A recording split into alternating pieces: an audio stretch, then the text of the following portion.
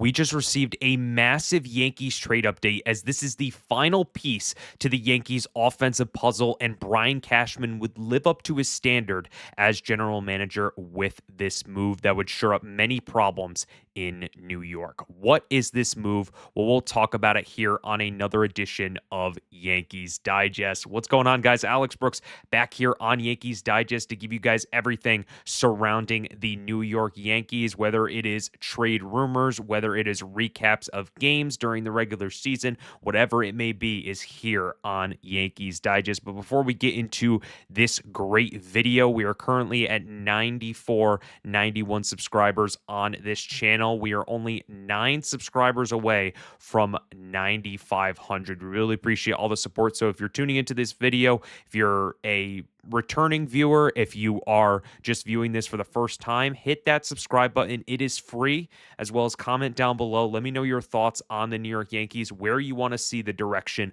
of this team moving forward into this offseason. But getting right into this video, as this offseason has just, it's obviously started. The World Series is a couple weeks removed from the World Series where the Dodgers won it. So there has just been this rumor mill. There's been a lot of different things that are coming into baseball. They're trying to talk about some Japanese players, Japanese pitchers, hitters, as well as just other free agents that are rumored to go to different teams. But this update that we just got from Bob Nightingale was huge for the New York Yankees, and this is something that Brian Cashman needs to get his phone ready and call Arizona, as the Diamondbacks are definitely motivated in moving Ketel Marte this offseason, but will ask for a lot in return, per Bob Nightingale that was talking baseball on X. And this is something with Ketel Marte. It'd be a huge addition to this Yankees team. You obviously know that Ketel Marte is a 2-time Silver Slugger, a 3-time All-Star. He was the NLCS MVP in 2023. He's going to be 32 years old at the start of the 2026 season. So he is, just 32 years old. He's not, a really aging veteran, but he's not young either. So he definitely comes with a little bit of a, risk. Being just in your 30s, you never know what players are going to be like right now. But you obviously know that you have. I've said it before. I've said it again. It's kind of a broken record at this point. Gerrit Cole and Aaron Judge are not getting any younger, so you're going to have to go after someone who really it fits that sort of mold right now to try to win a championship. Because that's the thing with New York, trying to win a championship. There's no trying to rebuild and just try to see if we can get to the championship series. No, it's every year you got to go in the offseason and you try to make your team better.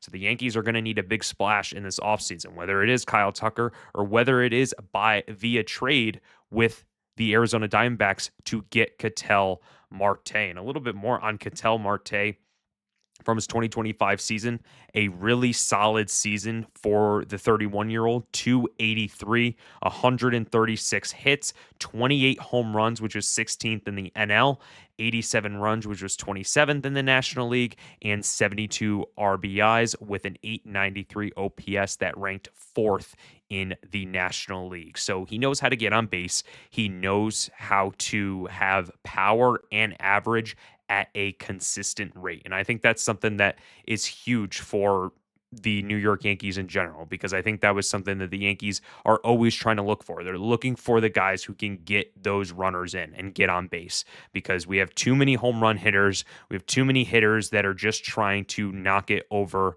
the short porch in right field and just trying to get it over there. No, we got to go back to the basics. We got to get these contact hitters who also have power. I think that's something with, Jazz Chisholm, for example. He had a 30 for 30 season, 30 home runs, 30 stolen bases. He was able to get on base, but it wasn't at a consistent clip because he only had a 242 batting average. Ketel Marte, 283 batting average, is just ways above what Jazz Chisholm was doing. Looking a little bit more into his overall stats from his career, just a little bit more you can look at from Ketel Marte. He started his career in Seattle, got traded over to Arizona, and he really flourished when he went over to the Diamondbacks and was really a key piece in why the Arizona Diamondbacks made the World Series in 2023, which seems like forever ago with the Rangers and Diamondbacks series. That just seems like that was a different world back then, because with the Dodgers going to the World Series, winning back-to-back World Series, it just,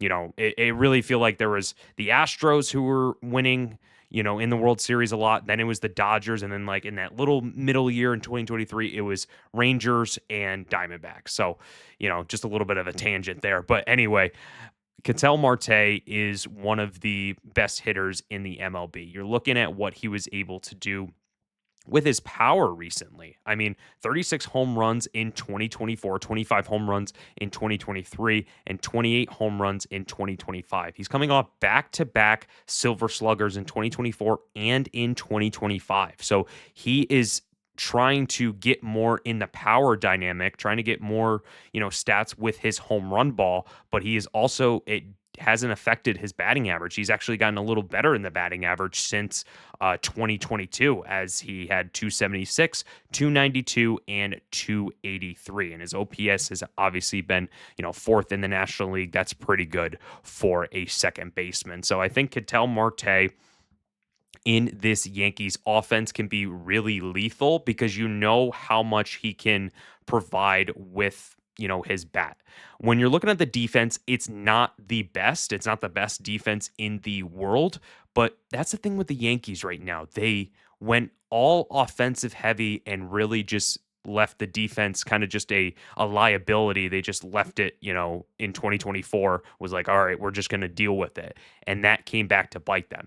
And then they went all defensive heavy, and then the offense didn't show up when it needed the most in the postseason against the Toronto Blue Jays. So you got to find that middle ground. You got to find that middle ground where you have the defense on your team, but you also don't want to just get fully defense and no one can go up and get that clutch hit. So it's just finding that middle ground, finding, just the happy medium between offense and defense is something the Yankees really need to look at. And, just kind of looking at the projected lineup with a Ketel Marte trade, I really like this. If you guys have tuned into these videos surrounding, the trades and everything like that, I make a projected lineup with the certain player that potentially comes into the New York Yankees. So that's what I'm doing right here. So the Ketel Marte trade right now, you wouldn't move Jazz Chisholm in this trade. I think Jazz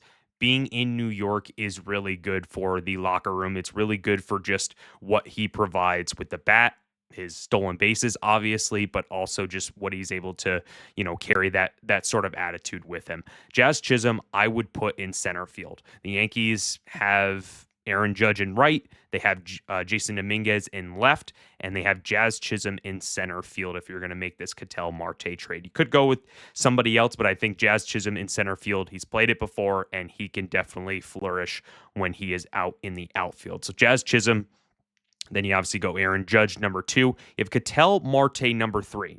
Maybe you flip those around. You say, hey, we're going to have Judge and Giancarlo Stanton back-to-back. The only reason why I'm saying that Ketel Marte could be batting number 3 is because he does still have that power, and he's also a switch hitter. So, putting in against a lineup where it's, all righty heavy, you can split the righties.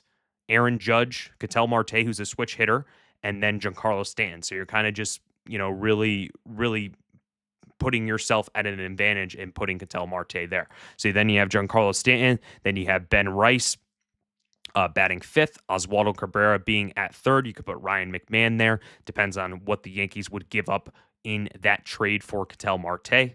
Then you have Jason Dominguez, Austin Wells, and Anthony Volpe rounding out this lineup. So this is definitely something that's just a mock lineup that I definitely think could really compete for a championship, because, Ketel Marte, he provides that experience. He provides so much for this New York Yankees team moving forward. And I definitely think that he could be a big piece to this Yankees championship puzzle. But before, we talk about anything else, just wanted to bring this up to you. Would you be interested in Ketel Marte to the New York Yankees? Comment your thoughts below, what you think about Ketel Marte being in pinstripes in 2026. Does it make sense for the New York Yankees moving forward? It's going in a second base position that Jazz has done a pretty good job defensively, and obviously his offensive numbers as well. But adding another bat here, especially a switch hitter, could really help this Yankees lineup moving forward. But that's going to do it for another edition of Yankees Digest. Appreciate all the support you guys are giving us on this channel.